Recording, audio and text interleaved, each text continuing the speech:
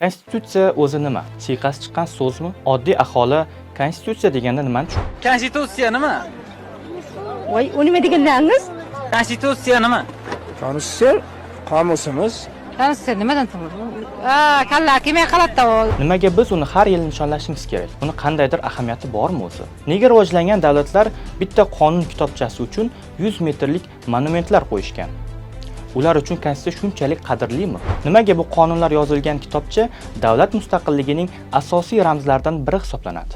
Biz konstitutsiya kunini aslida qanday nishonlashimiz kerak o'zi? Qanday tasavvur qilishimiz kerak? Konstitutsiya deganda yuragimizdan qanday his o'tishi kerak? G'ururmi, faxrmi, quvonchmi yoki qayg'u? Nega biz haligacha bizni himoya qiladigan hujjatni yaxshilab anglamaganmiz?